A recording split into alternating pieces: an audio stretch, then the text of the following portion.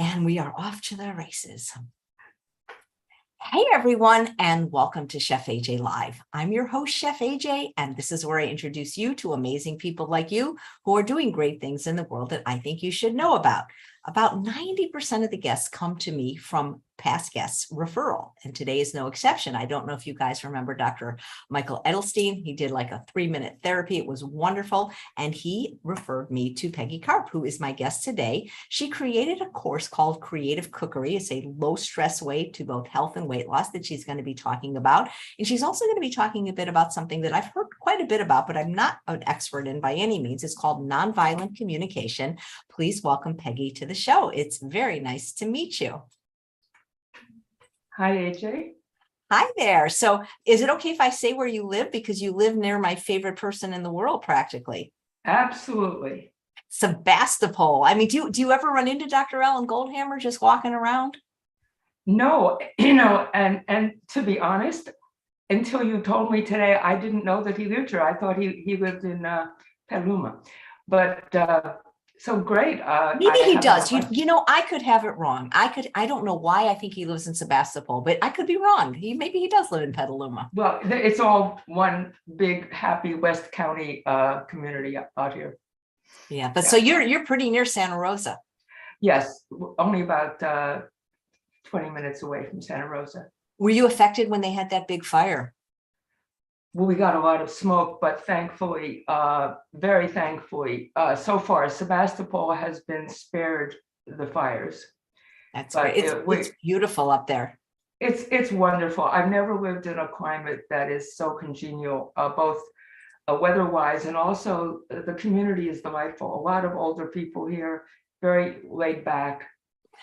I can't remember now you got me thinking, second guessing myself. I can't remember if it was Petaluma or Sebastopol, but when I used to go up to teach every year at True North, there was a wonderful vegan or vegetarian restaurant there that made air fries. And this is before we could afford air fryers commercially. Wow.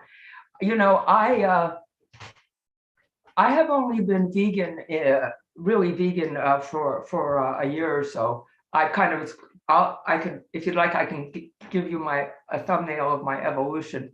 But so it may well have been here, and I wouldn't have remembered it. But I don't recall that. So I'm guessing Petaluma. Yeah, I think so. I wish I could remember the name of the place. If anybody watching remembers, I mean, they had pizza, they had all kinds of things, but they actually had a commercial air fryer, which at the time was several $1,000s, and most people couldn't afford that, not just in terms of money, but they were too big. But then since then, air fryers became as little as $39, where we could make our own air fries. But I'll remember that restaurant. I used to love it because we could get air fries. Nice. Well,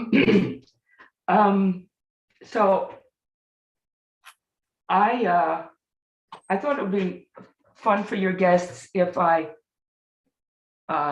did a couple things. One is maybe just go through this course I've designed, and the other is to describe my breakfast, which is easily the most elaborate meal of my day. It's a little unusual. And then we could talk about nonviolent communication, which is a wonderful, if your listeners don't know it, I'd like to introduce it to them. Well, please do. So what would you like first? Well, let's start with breakfast, because breakfast is always first. Okay. Well, breakfast for me, well, I start out with, when I get up, I defrost a half a cup of wild blueberries. And after I do my my morning meditation and get dressed and everything, then I'm ready to, they're defrosted, I eat them, that's the first thing. But then the main event is what I call, it's a breakfast bowl. And the base of it is a veggie mushroom puree, which I'd like to briefly describe how to make. So this is a batch cookery thing. I make enough for 2 weeks, and it only takes me under an hour to do the whole thing, and then I freeze it and it's there. So I start out with about 10 ounces each of sliced carrots. You know, doesn't have to be finely sliced. you're basically making a veggie stock. I mean, it's a veggie puree, and then you're also adding mushrooms. So there's carrots, celery, onion. I like to use red onion for the antioxidants, and but you can use any kind of onion. Carrot, celery, onion, and then a couple ounces of sliced ginger, and finely, thinly sliced. You do that, and then three or 4 inches of this is can you see this? This is Turmeric? It looks like turmeric, yeah. yeah, fresh, if you can get that. Otherwise, you can add dried at the end. And so I put in a 6-quart stainless stock pot. I put a couple quarts of water, and then I add all those ingredients I've mentioned, plus so I'm using a half a pound each roughly of shiitake and a half a pound of maitake mushrooms. So the shiitake, I take off the stem and I trim the stem and I chop them up first, and I put those stems chopped up in the pot too with the veggies. Put it all on the stove, bring it to a nice boil and reduce it to simmer. While that's going on, I'm chopping up the shiitake caps. And then I throw them in to the simmering water. And I love this mushroom. This is maitake. Maitake and shiitake, I use those, they're delicious, but they're also been very studied for medicinal qualities, very high in antioxidant, anti-cancer properties. So this is a maitake. This is a small maitake. So the top is fringy. You don't need to slice it, but the bottom I'll kind of slice, and I'll throw that in. And then I cook that until finally, when everything's there, I cook it for another 10 minutes. That's it. And then ideally you want to let it sit for a few minutes to let the steam with the flavor absorb, as long as you can. And then you puree it I use a Cuisinart Smart Stick, which I love, very, very nice. And so, is this too much detail for you? No, that's okay. It'd be great to have a written recipe, but I like hearing your process. Well, I sent that to you. Oh yeah, then I'll put it in the show notes. Yeah. I'll get it right now.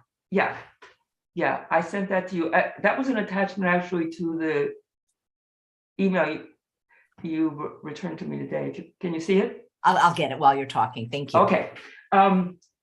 So yeah, I pureed that and I put it in pint wide mouth bell jars, a couple cups each. And after it's all cool, and you want to have it kind of well pureed, and I freeze it. And excuse me. Got a little tickle. Yeah. So this is what it ends up to be. It's this is hard to see, but so now we'll move on to, okay, now I'm going to be making breakfast with this as a base. Here's the puree, all ready to go. And then I start with a little bit of miso, mellow white miso. I use this is in the recipe too. I use I like this brand, but any mellow white miso will do. Any miso will do. I just happen to like the flavor of the white miso. And just to pull back a little, these recipes are flexible. And one of the things I teach in the course is there's flexibility. I want to have people be able to look at a recipe and not be chained to it like So anyway, but this is what I want to just tell you what I do. You can take it from there. So I do that, and then I put a little bit of the broth in. the broth, I would have been on the stove warming up, and it would have been warming up with 3 ounces of diced tofu in it. And so then I put a little bit of the broth in to mash up the miso, to, you know, just distribute it a little. And then I put the rest of the broth with the tofu in it. So now we have the tofu and the broth. And basically it's a base. The whole diet I'm promoting is what I call a greens-centered diet. It's kind of one step beyond veggie-centered, because I really believe that greens are a tremendous balancer for the whole system. You know, one key to, and in the course I talk about rebalancing your body chemistry, but one key for that is getting your acid alkaline balance right. And greens are wonderful, veggies in general, but greens in particular, I think, are a wonderful aid for that. Just so lots of greens. So here we go. So I put into that veggie tofu mix, I put in quite a lot of cilantro. And this is cilantro that I've taken the stems off of. So a good handful of that. And then mix that up. And then also 10 large leaves, roughly, of basil. Lots of basil, if you can get it. You know, we're very fortunate here, very spoiled in Northern California to be able to get everything. So all the basil mix up, and then I I put in a little. This is because I have an aging brain, but it's generally supposed to be good. I put in an 1/8 of a teaspoon, not more, of rosemary powder. Shakespeare said rosemary is for remembrance, and they've done some studies. So that's kind of some things I do on faith. Rosemary, supposedly it's helping my brain. So I put that in, and it tastes good too. Just a little bit though, you don't want to use too much. All right, there we go. And then, told you this is an elaborate thing. I've steamed some broccoli, about 3 ounces of broccoli florets with the stems trimmed off. So I throw some of that into. And then I put in, and I measure this because I'm a measurer. I put in 2.5 grams of dulse. I love dulse for the iodine, because if you eat sea salt and you need a source of iodine, and it's a wonderful food. So I put in that. And then I put in quite a generous squeeze of lemon, because you have the miso in there and the dulse, and the lemon really balances out the flavors. So there we are. That's just about it. And that's my breakfast bowl. And then I eat, I don't put this in the bowl, but I eat a good handful or so of arugula with it, because it's supposed to, you know, it helps you compensate for the enzyme you've lost when you cook the broccoli. So that is pretty much it. And I don't know if anybody has any questions, but. Well, I love the idea of eating savory breakfast in general, and vegetables for breakfast in particular. And I did put everything into the show notes. So if people just go to the YouTube that they're watching underneath the video, I have that there. Great. You talk about using Miso Master. That's your preferred brand. Yes, but you know, yes, it's local. I mean, it's US, very old time. You know, people who make miso are generally, you know, they're dedicated folks. So this is, Yep. and the white miso is not too overpowering a flavor. And so you have this for breakfast every day? Every day. You know, I actually have almost the same thing for every meal. And the amazing thing is I never get tired of it. And the only thing I can think of is my body really, when you're on a vegan diet, when you're on a veggie-centered diet, your cravings and what you want changes. It changes. What you want becomes more what your body needs. And so if you eat this diet, I believe, that I offer guidelines for, a whole foods vegan diet, you will stop craving. Your cravings really change. I agree. It's the green vegetables. It really is. Yeah. And it's not, I'm not particularly strong in the willpower department, but I don't need to be, because I have no desire to eat any junk food at all. I mean, quite the opposite. I'm averse to it, let's say. I don't want it. And also, same with sugar products, like the pastry department. I don't crave it or want it. And, did you ever eat a lot of sweets? Several lifetimes ago, I did. It's a long time ago. I'm an old lady. I'm going to be 80 in September. Wow, congratulations. Yeah, well, hopefully I'll make it, please. Just if you can hold on just another month. Yeah, just another month.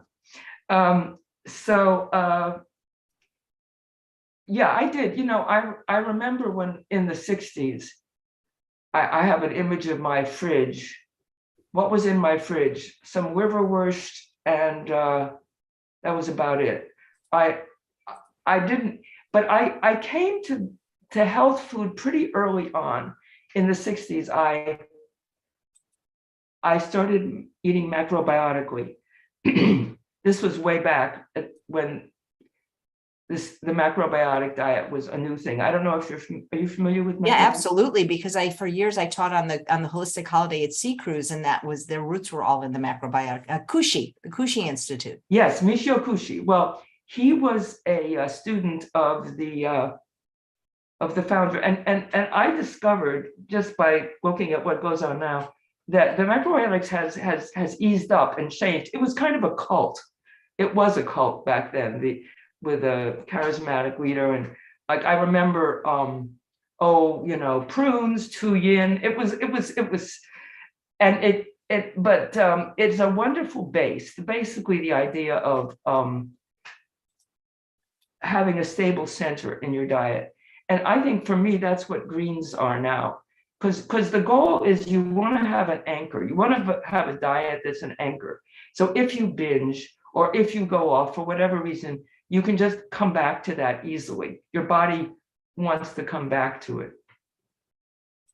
I've been telling people to eat greens for breakfast for over 10 years now, because they really help fight sugar cravings. So I'm glad to hear somebody else has that experience. Yeah, and I'm here to say this bowl, this breakfast bowl, is absolutely delicious.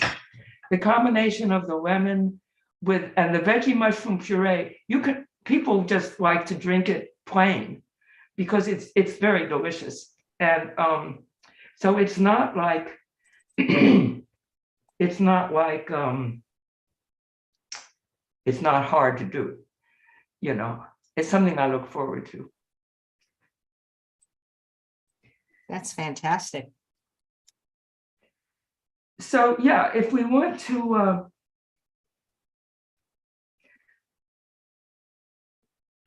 discuss the course briefly. Sure. And will you be teaching it in Sebastopol? Yes, I actually had tentatively set it up at the community center here, but then COVID happened. I'm very cautious about COVID, so gonna wait. But meanwhile, you came along, so we'll describe it.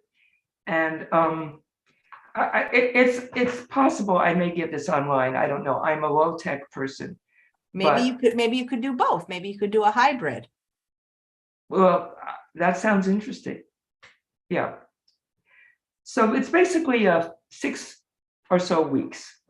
And the first week is, and I can, well, and I think, yeah. So the first week is called Creating a Healthy Kitchen. And it teaches people how to shop, how to actually tell good veggies from over the hill veggies, kind of practical. This is a very practical course. And I also introduced the idea early on of food is your friend, is your ally, not your enemy. What for a lot of people, especially people who have weight issues, I think, or overeating issues, the food is kind of an enemy. Food is dangerous, but you want to try to you want to change that so that it's your friend, it's your ally. And when you go, you're looking forward to going to the kitchen. It's a creative zone instead of a danger zone. You know what I'm talking about? When I say for people it's dangerous. Yeah. Yeah. They start to fear it. Yeah. Yeah. Food is like, stay away, dangerous, because it'll make me. On this diet, I haven't weighed myself for, excuse me, for years. Let me just, I have a throat spray here on. Not used to talking this much. Well, you better get used to it if you're going to teach a class. I better. So,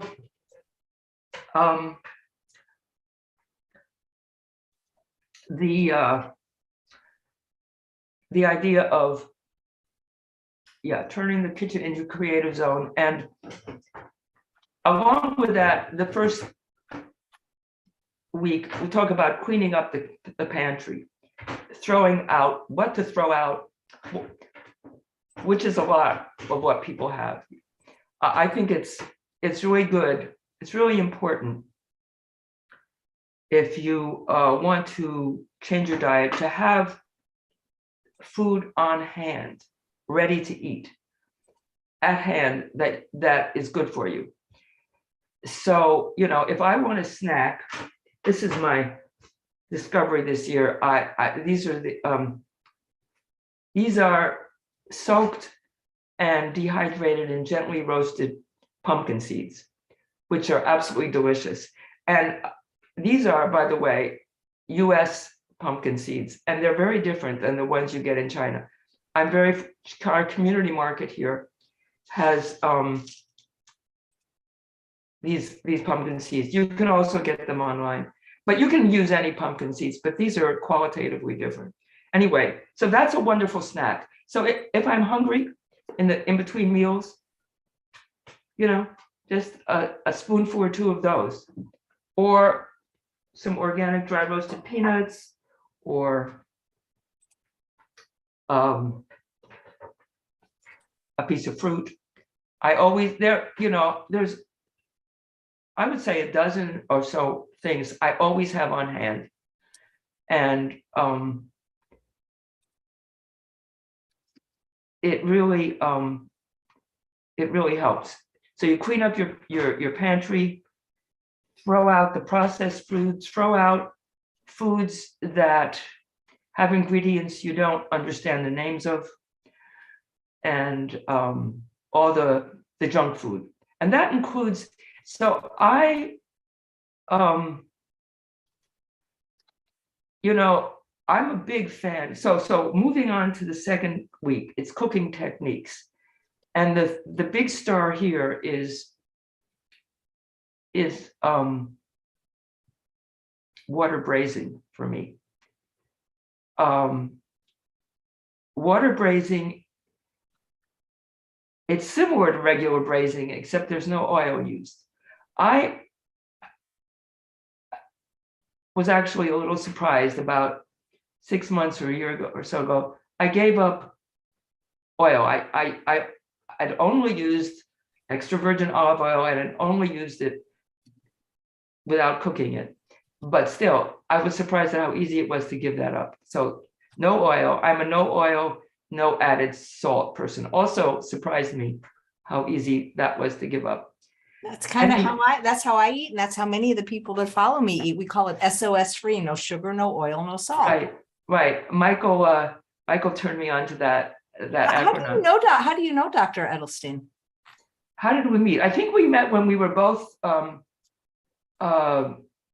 I think we met on Match. I think he looked me up on Match. That's hilarious. That's so funny. So we decided that we wanted to be friends. Yeah. Well, I think a lot of people meet that way. So anyway, water braising. Okay, so one example is one of my skipping to dinner. I have the same thing pretty much every night. I have a 1/4 pound of kale or collards, and they're weighed after they're stripped. So by stripped, in case anybody doesn't understand, here's a kale leaf, and stripping is you take off, so you discard that. I just like to just use the leaves. You can eat the stem if you want, but the leaves have the most antioxidants, and so forth. So a lot. This is a lot. This is a 1/4 pound.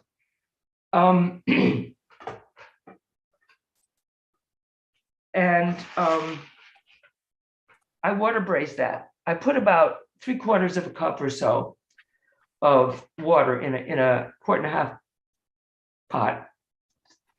And if sometimes I'll cook some onion first with it, just gently simmering the onion because it cooks slower. And then I add this, and I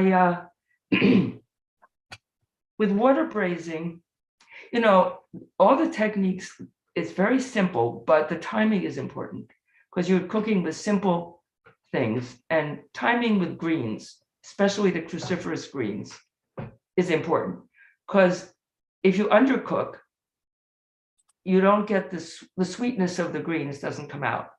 If you overcook, Bitter sulfur compounds come out and they taste bad. I really think most people dislike things like broccoli and kale and collards because they've only had overcooked.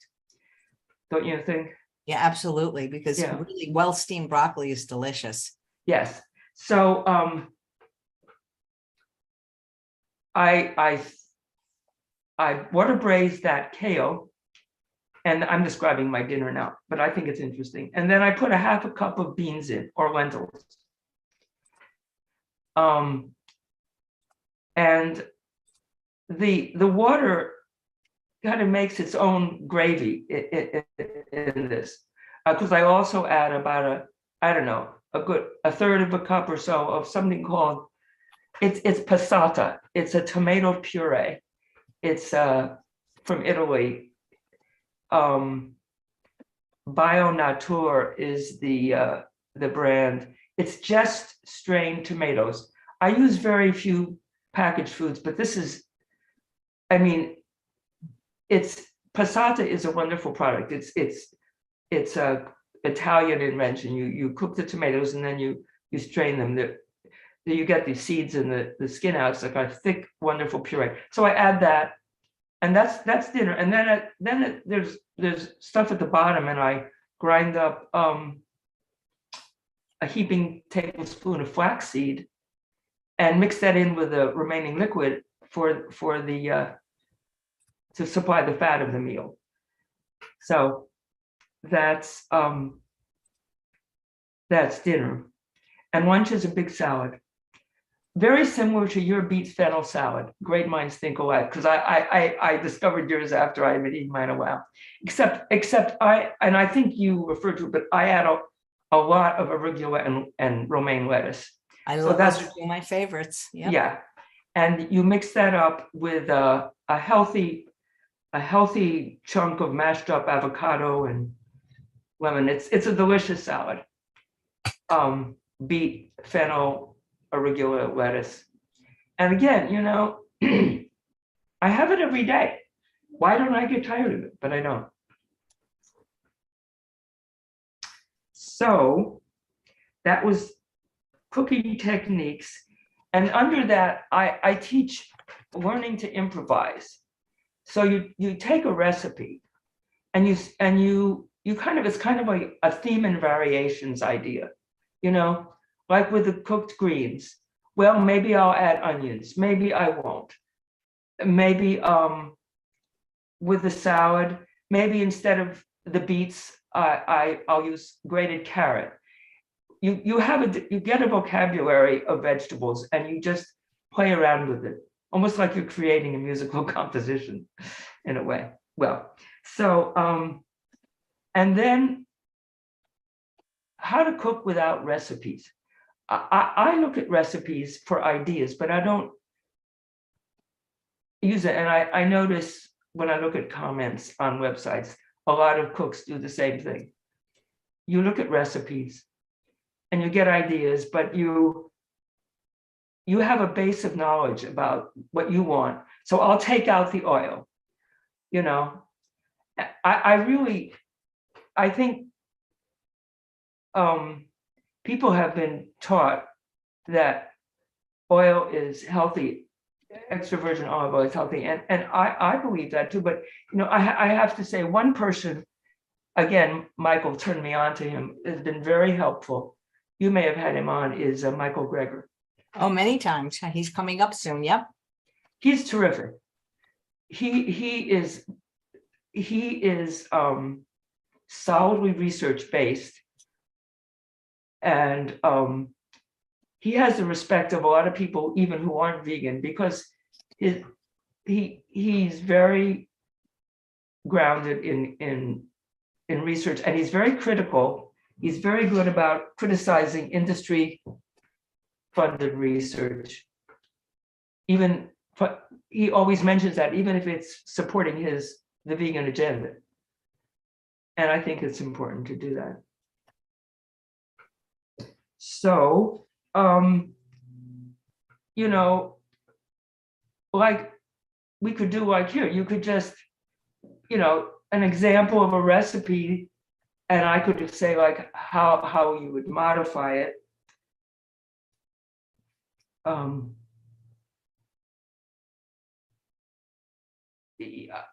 Like for instance, let's look at burritos. You know, you don't have to have all those ingredients encased in anything. If you look at a burrito recipe, you could just take off the wrap and you'd have a salad, you know. So you're thinking about it's help. I want people to take charge of their health, their own bodies, their health, because to a large extent, the reason we eat junk food is not because our genes tell us to eat junk food. It's because from day one we've been flooded with corporate advertising. You know, Coke, Twinkies, chips. So it's kind of a deprogramming process, and realizing that you have been programmed, you know, and it's a very empowering thing to take charge of it yourself. It's enjoyable, actually, to do this. Absolutely. So I'm curious. I've been talking a lot. How do you feel about the things I've been saying? Well, I agree with you completely about greens and savory breakfast, and just so many people struggle with food addiction in general and sugar addiction specifically. And I really think greens are the antidote. I think they're the medicine. There we are. Yes. You heard it from the chef's mouth here.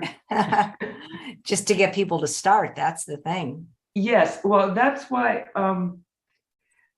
you know, I've looked at quite a few of your videos. They're wonderful. I think you're amazing, by the way. I don't know how you do it every day. Thank you. Yeah, I don't know how long it'll go, but we'll keep trying. But the one I liked, Carolyn Israel, I liked very much. And she talked about, starting from where you are. And it's a balance, because on the one hand, you won't get the full benefit of this diet if you don't do the whole shebang. If you don't clean out your pantry and stop with the junk food. But on the other hand, it may seem a mountain that's very high to climb. So you could try to start incrementally. But I think a lot of people kind of get religion. And so they, I think you did, AJ, right? You basically did it pretty dramatically when you started, right? I had to, because I think with an addiction, you got to do abstinence. That's been my philosophy, for at least for me. Yes. That harm reduction or moderation just doesn't work. Right. And I guess my message is that in this case, I want people to think not of abstinence in the sense of subtraction, but I want to focus on addition. All the things you're adding to your diet, like all these ingredients I just mentioned, because all of these things, all of these vegetables have personalities and flavors. It's a whole wonderful world. I mean, contrast this and this to like a hamburger,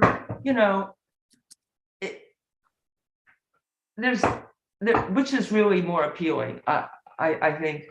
So to get the idea of abundance in your diet, and the good habits grow and the old ones really just fall away, because your body chemistry is changing.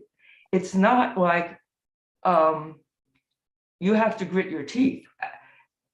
You're kind of discovering this wonderful world of health and vegetables, and a community like you have provided with so many people, a community of people that are of like mind. I think that's so important, community. Absolutely, yes. Especially in this age where it's of COVID, where it's not always that easy to maintain. Right. I'm curious, what did you're almost 80, so I'm guessing you probably don't work full time anymore. What did you do for work most of your life? Well, I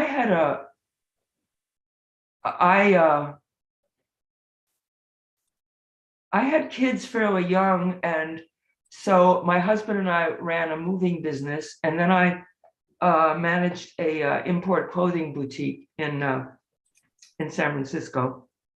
I was part of a yoga center for about 15 years, and she had a clothing boutique. I managed that, and then I taught music as music aid when we moved up to Petaluma. And then I helped my husband, my then husband, he with a software company he started, but basically raising kids, homemaking, and then doing that stuff. And then I retired quite early. Just I'm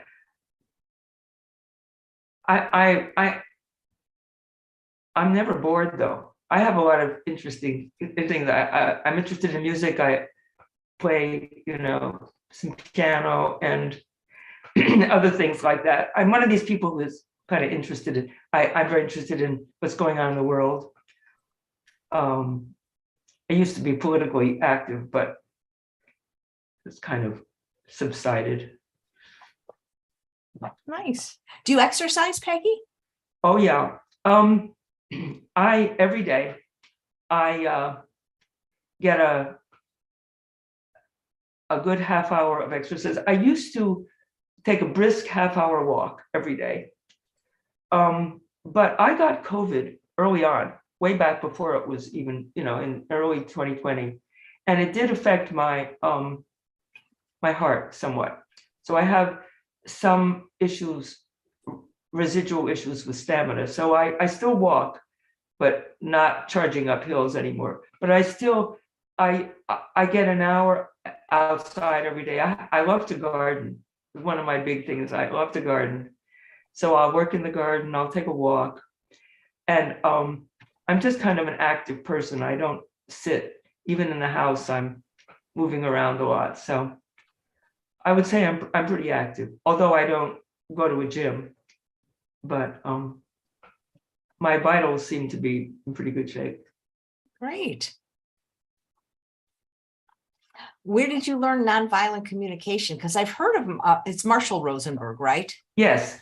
Here is the book. The nonviolent. Can you? For me, is it backwards for you when I hold it up? No, it's completely right. Oh, okay. Nonviolent communication. Marshall Rosenberg was a psychologist, and basically he put his whole life's work into that book. It's like a toolkit for communication, and I have to say, for me, it's really been transformative. It's a book about how to communicate non-violently, and by that he means without accusation, without blame, without criticism, but still being able to express your feelings and your needs. So there's basically 4 components to it. There's the first one is observation. You just to observe to what's going on, and you do that without judgment, and you try to be as specific as you can. So if your husband hasn't come home for dinner for a week and you're not happy about that, how would you express that to him? Well, you'd yell at him, right? No. You'd say, "What's the matter with you?" No, you that's an observation. You say, for the past week, you haven't been home for dinner any night. And it's a neutral observation.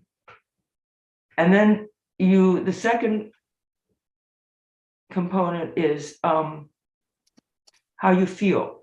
And it's very easy. People, when you're expressing feelings in nonviolent communication, is something you have to learn, because if I said I feel abandoned, in NVC, abandoned wouldn't be a feeling. Because why? Because it's being caused, you're blaming someone else. You're blaming someone else. Abandonment carries the idea of I'm abandoned by you. Or the other way people say they think they're expressing their feelings is I feel you're a jerk, or I feel you're stupid. That the word feel does not necessarily, in fact, it does not necessarily mean you're expressing a feeling. You basically can be expressing, usually, often, blame or judgment or criticism. And that's not productive. That doesn't help communication. It makes people defensive. It cuts off communication. So you say, going back to our example of the woman whose husband hasn't come home, she could say, I feel sad when you don't come home. When you don't come home for dinner for a week, I feel sad. And then that's the feeling. And then the third part is the need behind the feeling.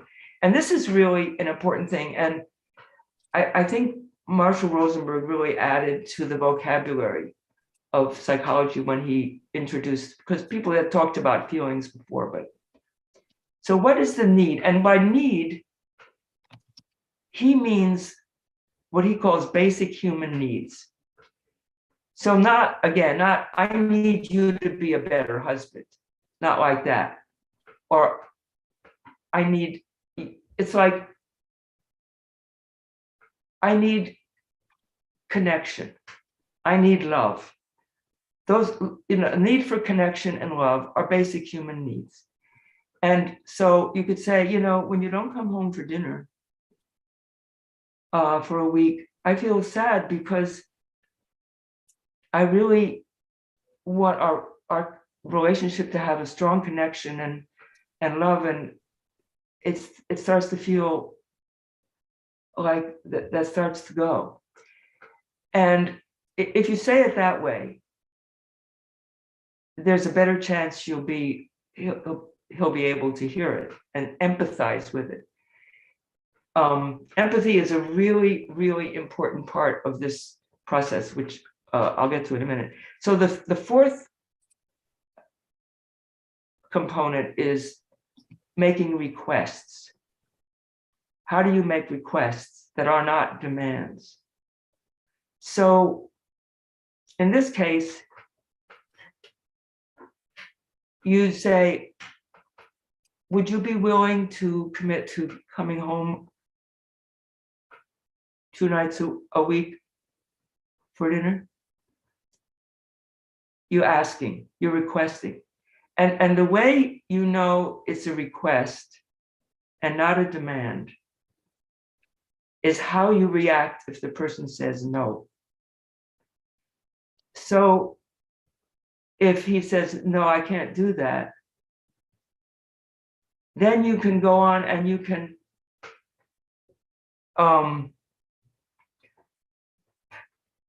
empathize with his. So I want to back up a little. And first, the first thing is,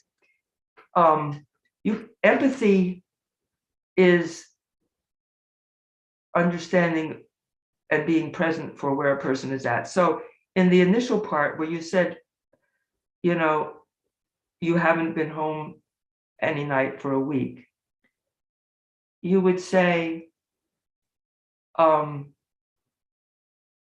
I know you have a lot of pressures at work, and you're really doing your very best to meet that. So you introduce empathy into the process so the person can feel like they're understood. And then you can go on to express your own feelings and needs, and make a request. So I don't know if you have. Do you have some example of a communication that might be a little problematic for you? You want to? Oh my gosh. throw at me and see what It'd I be could- great if it'd be while I think of one of the live viewers, if they could think of one, they could put it in the chat. Yeah, I don't. You'd have to tell me. I don't see the chat. Right. so. No, I can see the chat. Guys, do you have an example that you maybe want some suggestions for? Yes. Someone you're having trouble communicating with, or a problem I'm trying to think. that you feel comfortable disclosing. I'm just trying, because I'm afraid if I say it, the person they might watch and they might know that they might know it's about them. That's what I'm about. I'm for it. Guys, if you have something, type it in the chat. I think when you work for yourself, it's easier, because a lot of times I find that problems I've had in life are for like bosses and coworkers, but when you're self-employed and you don't have that daily grind of going into an office, there's less conflict because you're interacting with less people. Yeah, but I have to say, where there's people, there's problems. It seems to go with the territory, and it's how you deal with them, is that separates the sheep from the goats, so to speak. Well, I mean, I can give you a general one. Like this hasn't happened in a while because especially because I moved. But like a lot of times, and this might help some of the people, we have our upcoming reboot program, is sometimes people are food pushers, they're a little bit food bullies, and they maybe they made something special just for us, but if it's not on our food plan, and they don't take a no, and they don't take a no thank you. So if you could maybe give an example of how we can help these people when they're up against somebody that made it just for them, but it's not on their plan. Right. So you you start with empathy. You say,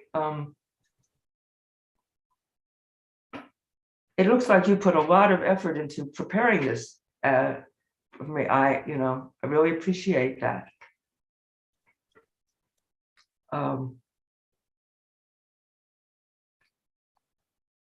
Unfortunately, I have found for me the best way to eat is without hot dogs.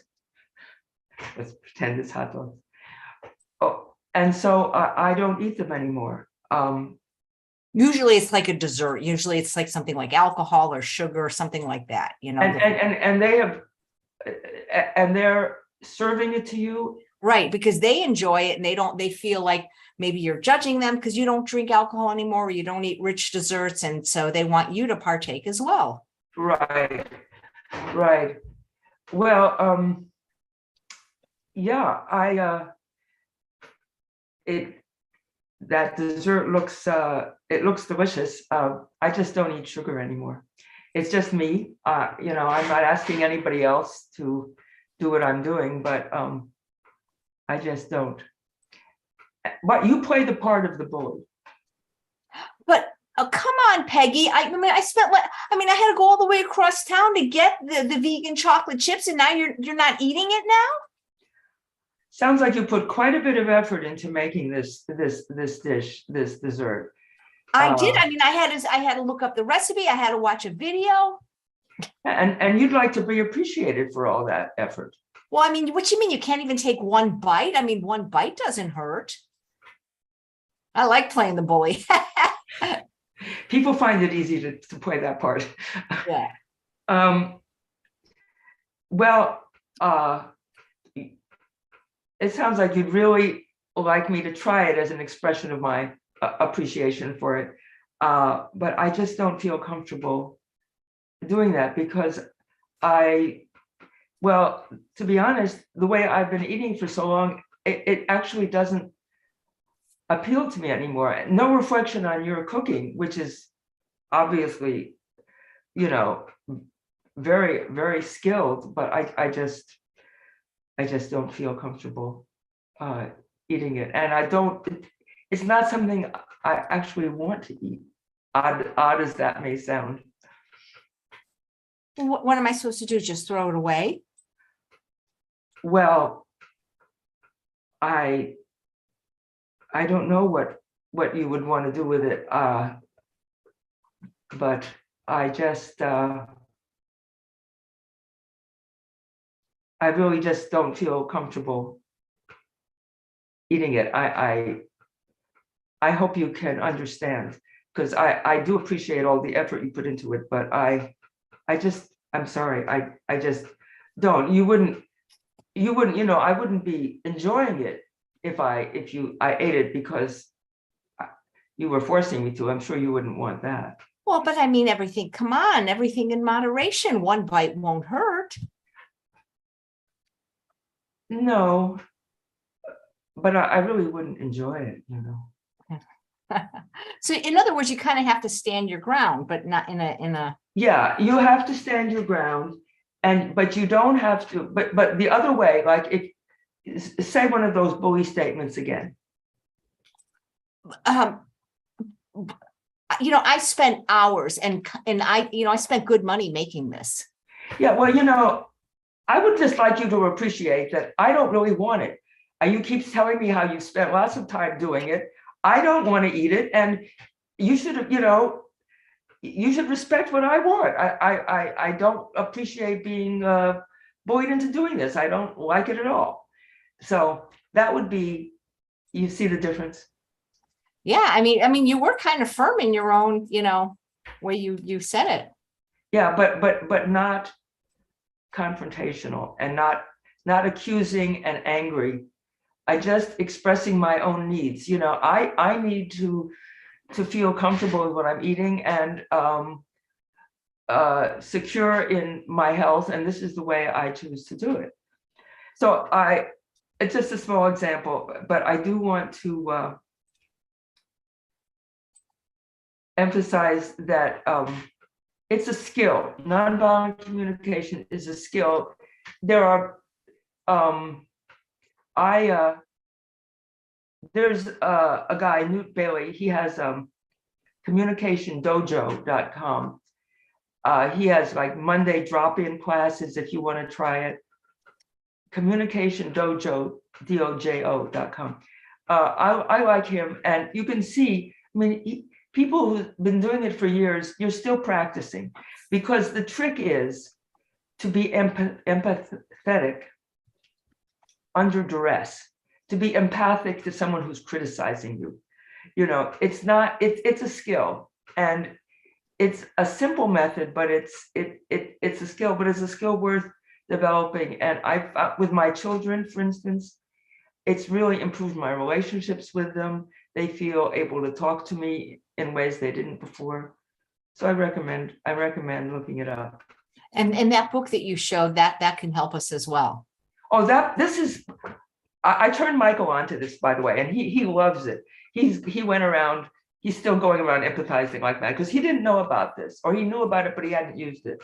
So we refer to Marshall Rosenberg as Saint Marshall, and this is the Bible, because when you look at it, like there is like, he has a short list on a couple of pages of what are the basic human needs, and then a couple of pages of all the feelings. It's very helpful.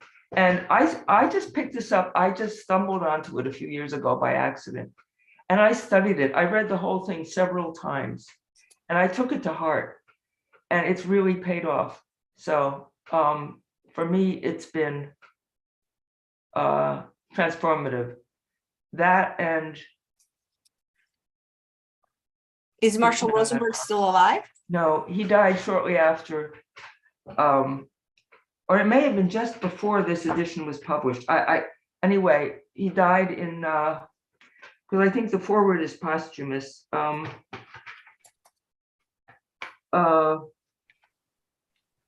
Yeah, the foreword by Deepak Chopra, and yeah, I think he died in, I'm not sure, 2015, 2018. So. Wow, well, that's very interesting. I could see how this could be beneficial. Do you think like when somebody's a very agreeable person, it's a little bit more difficult for them to do this? You mean to go along to get along type person? Yeah, because it might, they don't like any kind of confrontation. No, I think they're already halfway here, if that's the kind of person they are. But a person like that often is missing, and it's especially true for women, I think, is how to express, how to make requests, how to express your needs, because sometimes the go along to get along person, they don't know how to express their needs, so they just don't, and they feel, how you feel if you don't express your feelings and needs. You feel unfulfilled. So this will help them to express their feelings and needs in a non-judgmental, non-confrontational way, so they can feel heard, but they don't feel they're not creating conflict. Conflict averse people. This is good for them because it helps them express in ways that still you keep the communication channels open, and it actually gets your relationships on a higher level of understanding, instead of just shoving everything off to the back burner where eventually it will burn.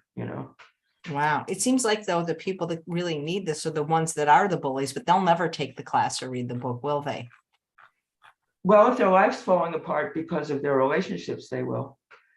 You Wow. know, so yeah, it depends where you're at. And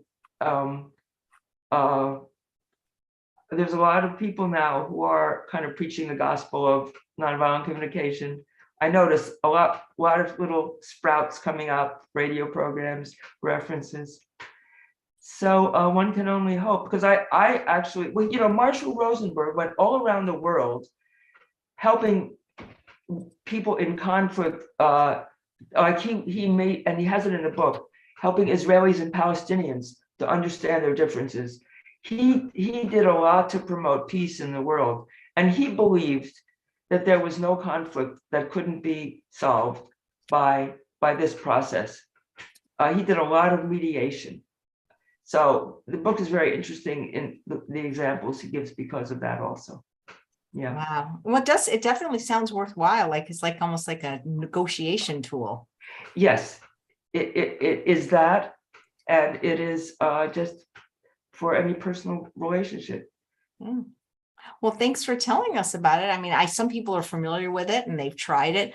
Reverse bullying, they're saying. I like that. That's It's great. the reverse bullying technique. Well, this is a lot of fun. So Peggy, if people want to find you, are you on any social media? Do you have a website? How would they find out once your course is running? How would they find out more? Well, if people are interested, would it be okay for me to give my email out? If you don't mind, we even had people give their phone number. If you don't mind, I'll put it in the show notes. I don't mind at all. So it's my name, Peggy Karp, one word. Can everybody see that on the screen? Yeah, I'm just typing it in the chat. Peggy Karp, PEGGYKRP at earthlink.net. That's pretty easy. And I'll put it in the show notes as well. Great. And I look for, and if anybody has any questions about anything I've said or about my diet, I'm happy to answer them. Well, thanks. I'll put that in the show notes. And thank you for the great recipe. I put that in the show notes as well. Thank you very much. Thank you so much for the opportunity. Yeah, it was really fun talking to you. Thank you, Peggy. Thank you, AJ. My pleasure. And thanks all of you for watching another episode of Chef AJ Live. Please come back in 2 hours for another fabulous guest. We have Kathy Hester making healthy, sugar-free, plant-based ice cream in the vegan